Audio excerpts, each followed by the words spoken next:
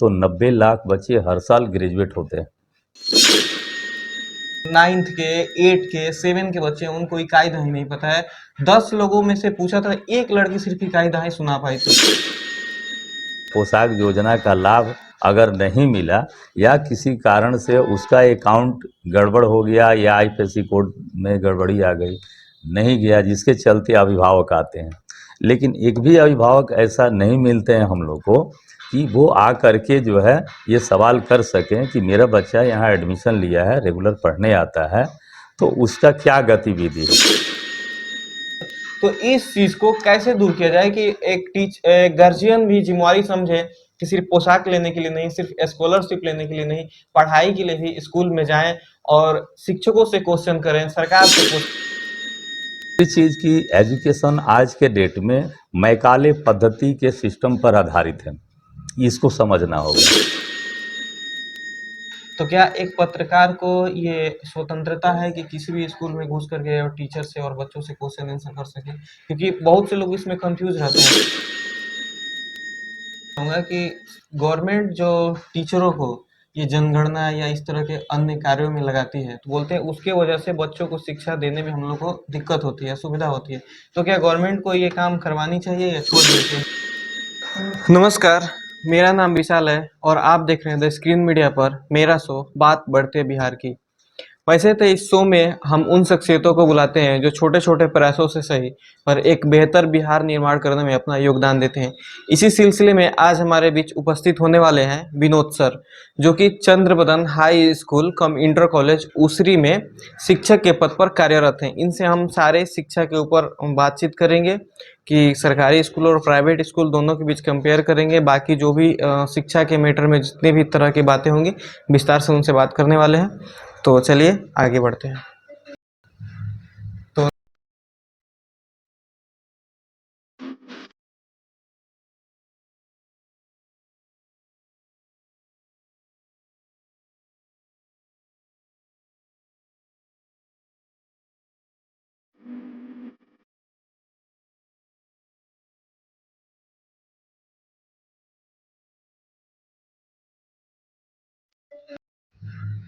तो नमस्कार सर, आपका हमारे शो द स्क्रीन मीडिया में बात बढ़ते बिहार पे स्वागत है। नमस्कार। सर, सबसे पहले मैं चाहूंगा कि आप हमारे दर्शकों को अपना परिचय दें। सबसे पहले तो इस चैनल को हम धन्यवाद देते हैं बुलाने के लिए, और मेरा परिचय हुआ, मैं Vinod Kumar, Chandrabadan com inter college Shri Dhanauti high school, ऐसे मैं सिवान रहता हूँ। जी जी और वहाँ हम युवा जागृति जो कल्चरल फंड है जी उसके हम अध्यक्ष हुए, जी और एक और है जो हम लोग एटक से जुड़े हुए हैं, जो आज के डेट में जो महिला सशक्तिकरण, जो महिलाओं पर जो अत्याचार हो रहा है, श्रम के प्रति जो शोषण हो रहा है, चाहे किसी भी कॉर्पोरेट क्षेत्र से हो या गवर्नमेंट क्षेत्र के द्वारा जो है कई तरह की बातें हैं, उस पर हम लोग लड़ाई लड़ते हैं। पूरे ऑल इंडिया में मैं अगर बात करूं तो 90 लाख बच्चे हर साल ग्रेजुएट होते हैं। सरकार चाहे कोई भी आए जाए, 4-5 मुद्दा, आज प्रथम पंचवर्षीय योजना हो और चाहे आज की जो पंचवर्षीय योजना हो, ये 4-5 मुद्दे जो है ना बरकरार उस समय भी थे और आज भी हैं। इस हिसाब से खत्म किया जाए, अगर इस चीज जी। को दूर करने के पीछे अगर मेहनत किया जाए। ओकेशन रखे थे छोटा सा, हाँ। हम लोग बोतल का वितरण किए थे। तो उसमें हम लोग क्विज रखे थे कि एक एक क्वेश्चन पूछा जाएगा बच्चों से, और जो उसका आंसर देंगे उसके बदले में उनको जो पानी बोतल थर्मस वाला और मिल्टन वाला आता है वो हमने प्रोवाइड करवाया था। तो एक एक बोतल दे रहे थे। तो हमने जितने भी बच्चों से क्वेश्चन किया उसमें से अगर सरकारी स्कूल के बच्चों को देखा जाए तो 5%, 100 में 5%, और प्राइवेट स्कूल के बच्चों को देखा जाए तो 100 में 40% ही लोग उत्तर दे पाए। जबकि सिंपल सिंपल क्वेश्चन जो 9th-10th में है उससे हम पूछ दिए कि संविधान के निर्माता कौन है, ये चीज नहीं पता है, इकाई दहाई सुनाओ, ये चीज नहीं पता है। तो कहीं ना कहीं एक शिक्षा का कमी नहीं है हमारे क्षेत्र में। चाहे वो प्राइवेट स्कूल वाले फी तो पूरा दबा के लेते हैं, फिर भी मान लीजिए जो अच्छे अच्छे स्कूल का नाम नहीं रखना चाहेंगे और वैसे बच्चे जो हैं आंसर नहीं दे पा रहे हैं, जो 6 के बच्चे हैं, जो 4th के बच्चे हैं, उनको 100 का स्पेलिंग नहीं पता है, 1000 का स्पेलिंग नहीं पता है, और जो सरकारी स्कूल के 9th के 8 के 7 के बच्चे हैं, उनको इकाई दहाई नहीं पता है।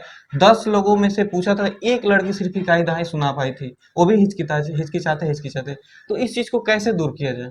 सबसे पहला जो उसमें जो पॉइंट आता है कि आज जो बच्चे चाहे प्राइवेट सेक्टर में हो या गवर्नमेंट सेक्टर में जहाँ भी पढ़ाई कर रहे हैं, अध्ययन कर रहे हैं, तो सबसे पहली बात है कि एक अभिभावक के दिमाग में एक मानसिकता बनी होती है कि हमारे बच्चे जो सरकारी विद्यालय में जो है पढ़ रहे हैं, तो उनके दिमाग में ये बात बनी रहती है बराबर कि एडमिशन हमने करा दिया, तो गवर्नमेंट के तरफ से जो भी योजनाएं जो उसको जो है आकर्षित कर रही है। जी, मैं देख रहा हूँ कि मेरे विद्यालय में जो बच्चों का एडमिशन होता है, रेयर केस में कोई अभिभावक जो है ना वहाँ पहुँचते हैं। वो जी, कब पहुँचते हैं, तो किसी बच्चे का साइकिल या पोशाक योजना का लाभ अगर नहीं मिला या किसी कारण से उसका अकाउंट गड़बड़ हो गया या आईपीएससी कोड में गड़बड़ी आ गई, नहीं गया, जिसके चलते अभिभावक आते हैं। लेकिन एक भी अभिभावक ऐसा नहीं मिलते हैं हम लोग को कि वो आ करके जो है ये सवाल कर सकें कि मेरा बच्चा यहाँ एडमिशन लिया है, रेगुलर पढ़ने आता है, तो उसका क्या गतिविधि है। जी, जैसे मैं प्राइवेट विद्यालय में चलाता था, हमको याद है उस समय कि हम ऑलरेडी 6 माह पर जो है ना, अपने साल में 2 बार जो है ना एक गार्जियन अभिभावक मीटिंग जो है ना हम लोग करते थे। जी, तो उस अभिभावक मीटिंग को करने से पहले हम लोग डोर टू डोर जा करके या अभिभावक जब आते थे वो बच्चा को जो है ना वो सारा गतिविधि जो होता था, वो जो डायरी होता था, मेंटेन होता था और हम लोग पूछते थे। सरकारी विद्यालय में हम भी पढ़े हैं उस समय, तो उस समय भी हमको याद है कि जिस समय प्रेयर होता था, हम लोग का नाखून, बाल वगैरह से लेकर के जो है ना सब चेक किया जाता था। एक क्लास में मॉनिटर हुआ करता था, मॉनिटर वो जिम्मेवारी से जो है ना जा करके वो सब देखभाल करता था। जिम्मेवारी से पूछा, कोई लड़का अगर 2 दिन नहीं आया तो पूछा कि कहाँ लड़का चला गया। लेकिन आज कोई लड़का महीना 6 महीने गायब है तो पता नहीं है।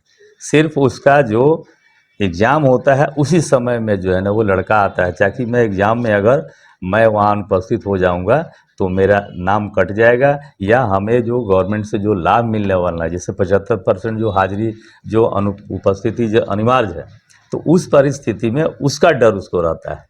उसका डर ये नहीं है कि मैं 2 दिन नहीं गया तो मेरा सिलेबस छूट गया, चैप्टर छूट गया, तो हम जो है ना नहीं जानकारी हो पाएगा या नहीं लिख पाए, ये नहीं सर होता ये है। चीज देखे हैं जब हम हाँ, लोग जब 5 क्लास तक हम अपना एक्सपीरियंस बता रहे हैं, जब हम लोग सरकारी स्कूल में मैं भी पढ़ा हूँ शुरू से ही। और सरकारी स्कूल में जब हम लोग के टाइम में भी पढ़ाई ठीक ठाक होती थी, टीचर भी अच्छे थे, और प्रेशर दे करके, पीट करके, डांट करके जबरदस्ती पढ़ाते थे। नहीं होता था तो वो बोलते थे कि घर से कल अपने पापा को बुला के लाना। लेकिन वो चीज आज की डेट में पूरा ही एकदम बंद है। जी। प्राइवेट स्कूल में पेरेंट्स मीटिंग होती है, और जैसे आपने कहा कि प्राइवेट स्कूल में पढ़ाते थे तो पेरेंट्स मीटिंग कराते थे हम लोग। तो अगर अभिभावक नहीं आ रहे, अब तो कुछ लोग पढ़े लिखे भी हैं, लेकिन कुछ 10-20% जो अशिक्षित हैं, वो लोग तो नहीं देख पाएंगे कि मेरा बच्चा पढ़ रहा है कि नहीं पढ़ रहा है। वो तो स्कूल में जा रहा है, तो शिक्षक की प्रायोरिटी बनती है। तो इस चीज को कैसे दूर किया जाए कि एक गार्जियन भी जिम्मेवारी समझे कि सिर्फ पोशाक लेने के लिए नहीं, सिर्फ स्कॉलरशिप लेने के लिए नहीं, पढ़ाई के लिए भी स्कूल में जाएं और शिक्षकों से क्वेश्चन करें, सरकार से क्वेश्चन। पहली जो बात है कि हम एज ए गार्जियन, जी, तो एज ए अगर गार्जियन है, हम बच्चे को अच्छा अगर बनाना चाहते हैं, पहली तो हमारा यहाँ ये मानसिकता होना चाहिए कि हमारा ये सोच क्या है। हम बच्चे को सिर्फ ऐसे भेज रहे हैं, मैट्रिक इंटर कर ले किसी तरह से, या गवर्नमेंट का जो भी लाभ मिल रहा है वो लाभ ले करके उतना ही तक जो है हम सिमट करके रह जाएं, या बच्चे को अच्छा मतलब जब या अच्छा उसको बनाना है, देश का नागरिक बनाना है, तो उस परिस्थिति में हमारी भी जवाबदेही बनती है। ऐसा नहीं है कि प्राइवेट में जो पढ़ते हैं, चूँकि पैसा वहाँ लोग खर्च करता है, खर्च करते हैं। तो जहाँ पैसा लगता है किसी का उसको दर्द होता है। दर्द होता सबसे बड़ी बात ये है, पैसा जब वो आदमी देता है, जैसे कहीं अगर देखिए कोई आदमी अगर 10,000 रुपया दे दिया और वही आदमी कहीं दूसरे जगह वही पैसा नहीं दिया, तो दर्द कहाँ होगा? 10,000 रुपया वाले पे, जहाँ उसका डर रहेगा खोने का, कि भाई हम 10,000 रुपया दिए हैं, उसका हिसाब किताब हमको रखना चाहिए। तो उसके लिए 10,000 और खर्च करता है, जैसे टाई, जूता, मोजा, उसका सारा जो है ना सिलेबस से लेकर के, डायरी से लेके, किताब बुक से लेकर के, ट्यूशन से लेकर के, वो सारी जिम्मेवारी जो है ना उसको लेकर के और खर्च करता है। वहीं एक दूसरा लड़का है, उसी का जो प्राइवेट विद्यालय में न भेज करके गवर्नमेंट विद्यालय में भेजता है, वहाँ पर वह लड़का जब पढ़ता है तो इसको लगता है कि चलिए ये पढ़ता वढ़ता नहीं था, ऐसे ही इसको किसी तरह से मैट्रिक इंटर करा दिया। ये हमारी मानसिकता है। लेकिन एक सर्वे हुआ था, सिवान में हम गए थे उस ट्रेनिंग में, तो उसमें बताया गया था कि विकलांगता का 16 प्रकार नहीं 21 प्रकार हो गया है। जी। देखने में लड़का लग रहा है कि सब कुछ ठीक ठाक है, ऐसा नहीं है कि कोई लड़का जीनियस है, पढ़ने में ठीक है, लेकिन हो सकता है कहीं वो लड़का दूसरे सेक्टर में अच्छा हो। ये भी आता है, रिपोर्ट हम लोगों को बताया गया है कि लड़का हो सकता है कि वो लिखावट अच्छा नहीं हो लेकिन पढ़ने में अच्छा हो। कोई लड़का पढ़ने में अच्छा है तो कोई लड़का खेल में अच्छा है, कोई संगीत में अच्छा है, कोई पेंटिंग में है। कई एक सेक्टर है जो बच्चा को जो है ना हमें जानकारी जो है ना लेना है। एज ए अभिभावक के साथ साथ सबसे पहला जो गार्जियन जो होता है, उसका पहला जो टीचर होता है वो उसकी माँ और उसके फादर होते हैं।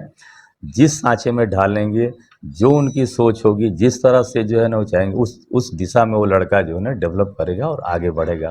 तो हमारी एक मानसिकता होनी चाहिए कि जो सरकारी विद्यालय में हम भेज रहे हैं बच्चे को, तो पहली चीज़ कि हमें साइकिल, पोशाक योजना गवर्नमेंट की जो भी चल रही है, ये लोक लुभावन जो भी चल रहा है सरकार का, ये वोट की राजनीति हो रही है।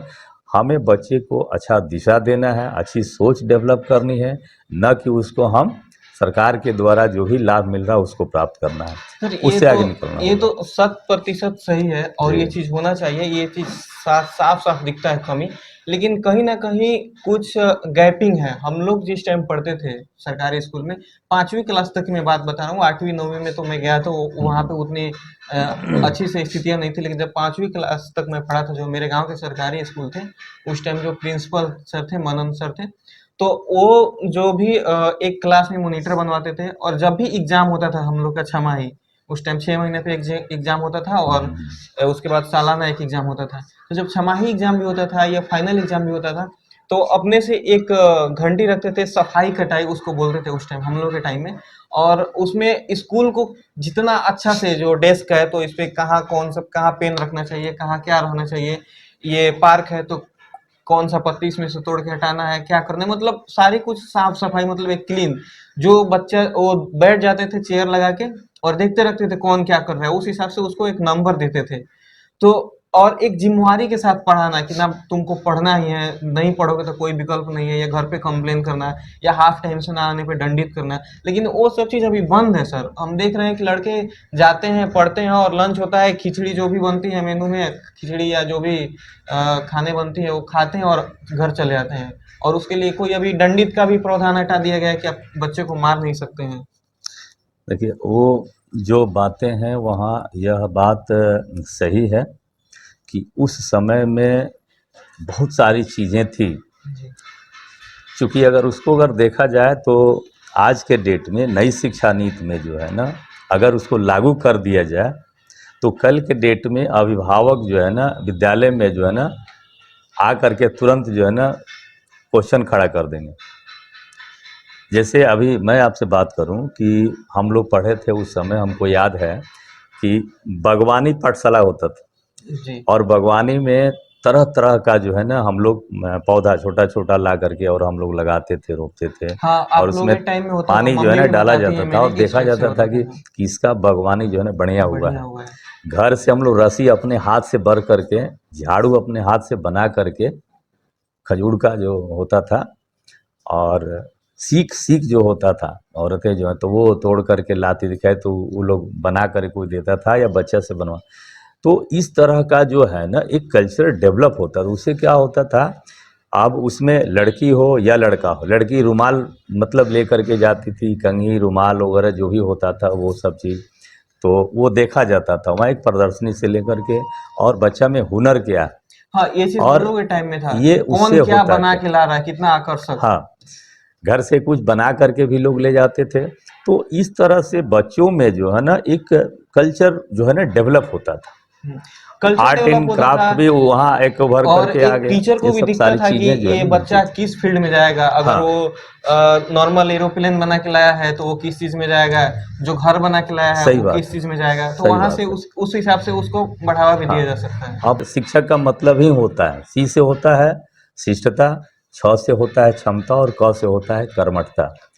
तब उसको हम बोलते हैं शिक्षक। उसका रूपांतरण अगर कीजिएगा तो लोग बोलते हैं गुरु, उसको हम गुरु भी बोलते हैं। गुरुकुल में बच्चे जब पढ़ते थे, गु माने होता है अंधकार और रू मीन्स होता है प्रकाश, यानी अंधकार से प्रकाश की तरफ ले जाने वाले व्यक्ति को हम गुरु कहते हैं। और उसी तालाब से शिक्षक से शिष्य बना है और उसी तालाब से शिक्षा बना है। हमारे विद्यालय में अभी जो बच्चे आए हुए हैं मिडिल से जब आते हैं, मैं पूछ रहा था कि विद्यालय मीन्स क्या होता है, विद्यार्थी मीन्स क्या होता है, नहीं बता पाते हैं। गया सर जिस वही चीज मैं जी आपसे बात करने की कोशिश कर रहा हूँ कि जो पहले की शिक्षा नीति थी, जो आपके हम्म, जमाने में थी, थोड़ी सी चेंज होकर हम लोग के जमाने में आई, उसके बाद से जो अभी की है, तो उसमें से क्या लिया जाए क्या छोड़ा जाए, और अभी वाला क्या लिया जाए क्या छोड़ा जाए, दोनों सबका कॉम्बिनेशन बना के क्या ऐसा किया जाए कि बढ़िया से सरकारी स्कूल चलें। और प्राइवेट स्कूल का भी हाल देखिए देखिए सर, अभी जो हम आपको पहले भी बोले कि आज जो हम क्वेश्चन किए, प्राइवेट स्कूल वाले 100 में 30% और सरकारी स्कूल वाले 100 में 5% या 10% बोल लीजिए, इतना ही आंसर दे पाए सवालों का। तो किसका किसका कॉम्बिनेशन बना के कौन कौन सी बातों को ऐड करके करना चाहिए कि एक सुचारू रूप से चलाया जा सके स्कूल को। इसमें सबसे पहला जो बात है, इसमें सवाल यहाँ जो आ रहा है कि इसको आगे दिशा क्या मतलब होना चाहिए इसका, क्योंकि हम एजुकेशन का। माँ के जमाने में माँ बताती थी कि हम लोग के हम्म, जमाने में एक खेती का भी होता था कि बागवानी करना है, फूल लगाना है, या जो भी आप पौधा चूज कीजिए उसको लगाना है, है उगाना यहाँ। था। हम लोग के टाइम में वो खत्म हो गया था, और अभी के टाइम में तो हम देख रहे हैं कि वो बिल्कुल ही मतलब, तो कैसे देखिए उसको। उस समय की जो पढ़ाई होती थी तो उस समय का जो सोच था जी और आज का सोच है, क्योंकि समय परिस्थिति देश काल के अनुसार कुछ चीज़ें हैं जो बदलती रहती हैं, जी और उसके अनुसार अगर आज के डेट में हम न ढालेंगे तो हम बहुत पीछे रह जाएंगे। जैसे आज अभी हम लोग माइक के कैमरा के सामने बैठ कर के बात बोल रहे हैं और तुरंत डिजिटल मीडिया आज पूरी दुनिया देख रही है। उस समय अगर कोई चिट्ठी लिखा जाता था तो महीना दिन लग जाता था उसका खबर वहाँ तक घर पहुँचते पहुँचते। तो ये सब क्या हुआ, कैसे हुआ, डिजिटल। आज दुनिया, आज सबसे ज़्यादा जो बच्चों को दिग्भ्रमित अगर कर रहा है तो सबसे ज़्यादा जो है ना आज डिजिटल, उससे लाभ भी है और हानि भी है। तो कहीं लाभ कम और हानि ज़्यादा हो रहा है, ये पहली चीज़ है। दूसरी चीज़ की एजुकेशन आज के डेट में मैकाले पद्धति के सिस्टम पर आधारित है, इसको समझना होगा। मैकाले सिस्टम पद्धति में अभी क्या है कि आज जो एजुकेशन है ये व्यवसायीकरण हो गया है। सबसे पहला जो कारण है, आज एक विद्यालय ओपनिंग जब हो रहा है तो विद्यालय के जो व्यवस्थापक है वो टारगेट बना करके चलते हैं कि हमें सीबीएसई में इसको जो है ना हमें इंटर तक ले जाना है या मैट्रिक तक ले जाना है, इतने बच्चों का स्ट्रेंथ रखना है तो इतना हमारा ये फ़ी कैलकुलेशन होगा, इतने टीचर रखेंगे, व्यवस्था, ये सारी चीज़ें जो है ना कैलकुलेट कर लेते हैं। सर कहीं पे जैसे उठा के देखिएगा। लेकिन एजुकेशन एक ऐसा शस्त्र है, एजुकेशन एक ऐसा थी जो यह ख़त्म नहीं होता है ना, इसको कोई चुरा सकता है। ये बहुत बड़ा चीज़ है, ये बहुत बड़ा चीज़ नहीं है। सर, इसमें बदलाव करने की ज़रूरत है। अभी का जो हाँ, एजुकेशन है उसमें बहुत सारी चीज़ें हमको लगती हैं कि उसको बदलना चाहिए गवर्नमेंट को, और इस पे कोई ना बात कर रहे हैं कहीं। मतलब एक होता है नॉर्मल कोई फेसबुक व्हाट्सएप पे थोड़ा बहुत इसका टिप्पणी होता है, फिर वो कहीं लुप्त हो जाता है, पता ही नहीं चलता है कहाँ से शुरू हुआ कहाँ ख़त्म हुआ। आपके हिसाब से एक बच्चे का जो सरकारी स्कूल जो 1 से शुरू होता है, तो एडमिशन कराने का जेन्युइन उम्र क्या होना चाहिए?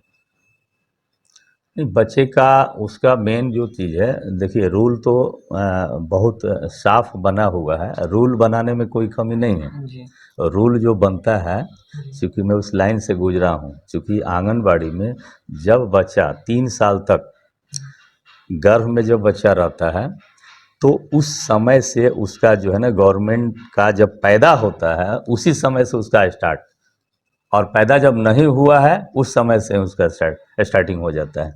गवर्नमेंट सारी योजनाएं बनाई कि माँ को जो है ना पूरक पोषाहार देना है, गोद भराई से लेकर के और उसका सारा पोषण से लेकर के सारा मेनू चार्ट बना हुआ है, उसका पर डे देखिए का सर, मेनू ये चार्ट बना ये हुआ चीज है। सबको पता है। और कहने का मतलब है कि ये चीज सबको पता है। जैसे मान जी लीजिए आंगनबाड़ी से जो पोषाहार मिलता है, अभी आज की डेट में 12th तक या ग्रेजुएशन तक पढ़ाई करना कोई टफ नहीं है। अगर गर्जीवन चाहे हाँ तो वो शुरू से जब वो गर्भ में है तब से उसको पोषाहार मिल रहा है। उसके बाद से जो सरकारी स्कूल में पढ़ रहा है तो दोपहर का खाना मिल रहा है प्लस पोशाक का पैसा, तो स्कॉलरशिप वो लगातार मिलते रहता है, हर 6 महीना पे 3 महीना में आते रहता है।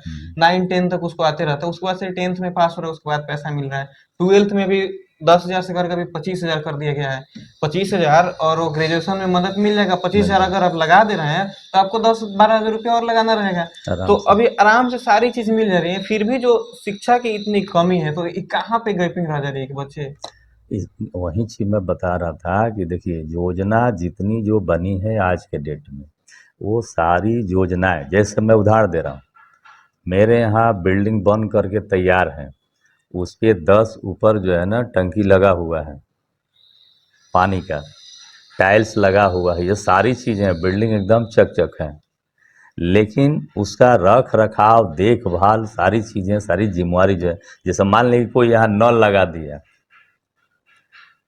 और कोई आदमी आता है उसको खोल के लेके चल गया, मैं पानी जो नहीं गिर रहा था, वो देखेगा कौन?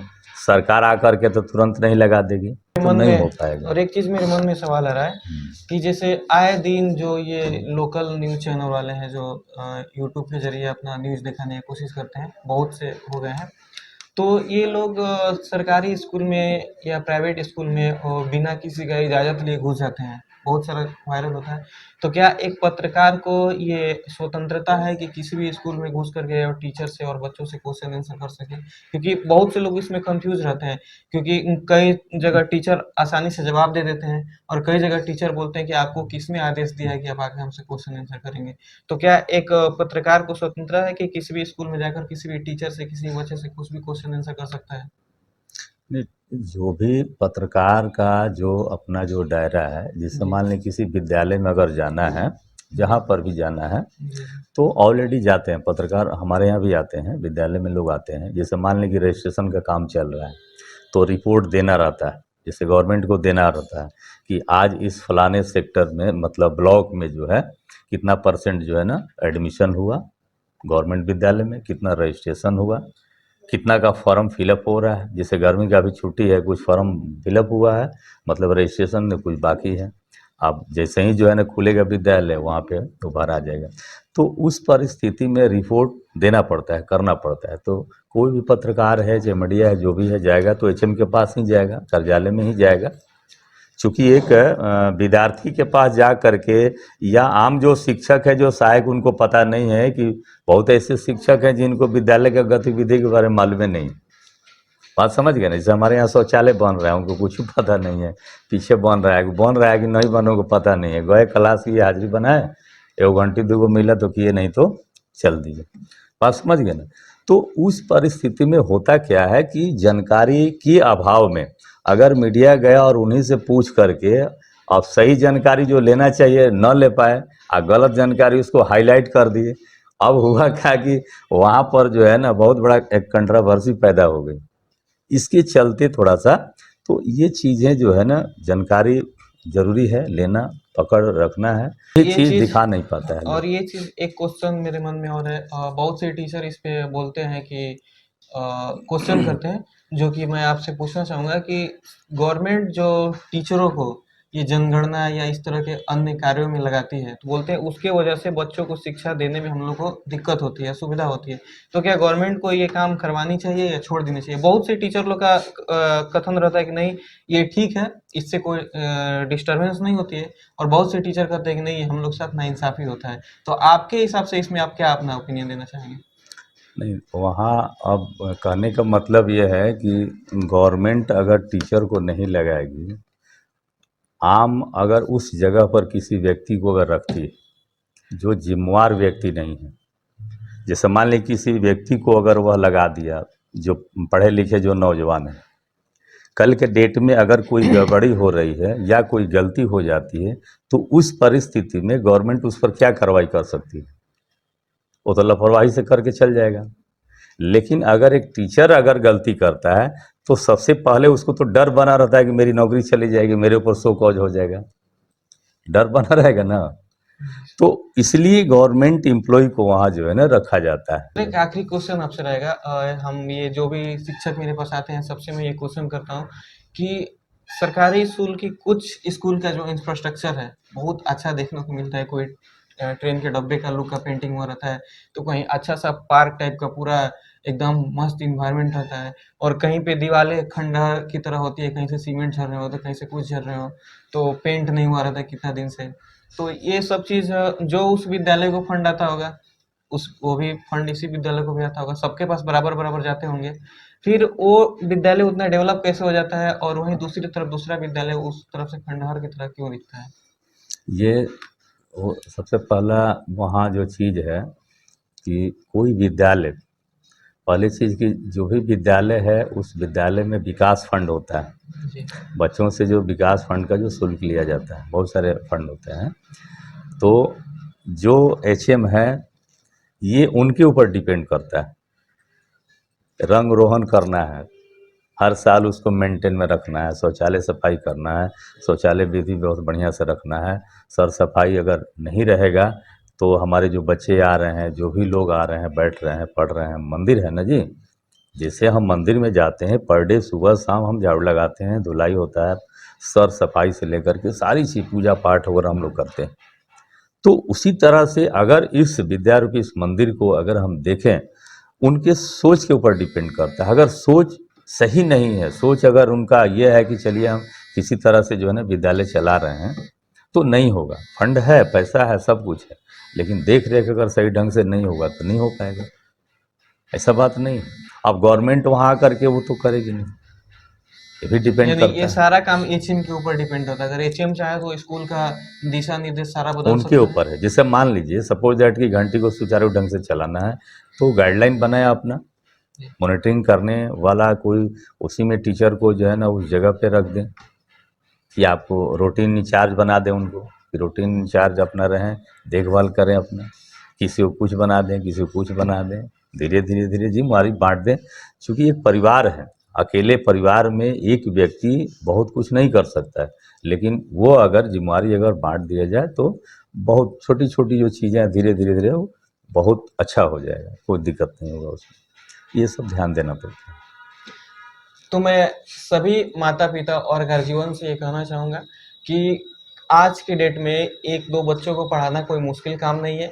आप शुरू से ही सरकारी स्कूल में डालिए, आंगनबाड़ी से जब गर्भ में वो शिशु रहता है उसी टाइम से आपको सारा चीज़ मिलना शुरू हो जाता है, उसके पौष्टिक आहार मिलना शुरू हो जाते हैं। जब बच्चे थोड़े-थोड़े बड़े होते हैं तो आंगनबाड़ी से मिलता है, पोलियो का टीका वगैरह सारा चीज़ तो सरकारी फंड से ही लगता है। फिर जब आप बच्चे का एडमिशन कराते हैं तो उस टाइम भी गवर्नमेंट स्कूल में 1 क्लास से लेकर के और पूरा 10th क्लास तक स्कॉलरशिप आता है, फिर ड्रेस के लिए पैसे आते हैं, फिर दोपहर में खाने को मिलता है, ये सारी चीज़ मिलते हैं। जब बच्चे 8-9 में जाते हैं उस टाइम साइकिल के लिए पैसा मिलता है कि साइकिल चला के जो दूर का स्कूल है वहाँ जा सकें। तो ये सारी चीज़ मिलते हैं, फिर 10th पास करने पे पैसा मिलता है, 12th पास करने पे पैसा मिलता है, ग्रेजुएशन पास करने में मिलता है। तो आपको 10th, 12th, ग्रेजुएशन तक तो आपको टेंशन ही नहीं लेना, सिर्फ 80% गवर्नमेंट कर देती है, सिर्फ आपको 20% पूरा करना रहता है। तो अपनी जिम्मेवारी समझे, क्योंकि आज का जो मैंने आंकड़े देखे उसका मैं चौंक गया। जो बच्चे 8 क्लास में या 9 क्लास में है उनका जो शिक्षा स्तर है, एक बच्चे से मैंने आज क्वेश्चन किया था कि भारत के 2 नाम बताओ, तो उसने भारत का दूसरा नाम बिहार बता रहा था। अब बताइए वो बच्चा क्या करेगा? फिर 8 क्लास का स्टूडेंट था। तो इस टाइप से आप अपने बच्चों को जागरूक करें और ज़्यादा से ज़्यादा अपने बच्चों के प्रति मेहनत करें, क्योंकि गवर्नमेंट सारी सुविधाएँ दे रही हैं, तो उसका अच्छे से उपयोग करें। जैसे सर ने भी बताया कि किसी को साइकिल का पैसा नहीं मिला या पोशाक का पैसा नहीं मिला या इसको नहीं मिला, तो उसके लिए अभिभावक स्कूल में पहुँच जाते हैं कि क्यों नहीं मिला। लेकिन कोई बच्चा पढ़ रहा है कि नहीं पढ़ रहा है, इस क्वेश्चन के लिए ये बोल रहे हैं कि हम लोग तरसते हैं कि कोई आके हमसे पूछे कि मेरा बच्चा कैसा पढ़ रहा है, पढ़ने में ठीक है कि नहीं है। तो ये चीज़ आपकी कमी है। वहीं प्राइवेट स्कूल में भी आप पढ़ाते होंगे तो आपको टाइम निकाल के पेरेंट्स मीटिंग अटेंड करने के लिए जाना ही पड़ता होगा, नहीं जाने से वो लोग मतलब निकाल देते हैं स्कूल से, बहुत तरह की कार्रवाई करते हैं।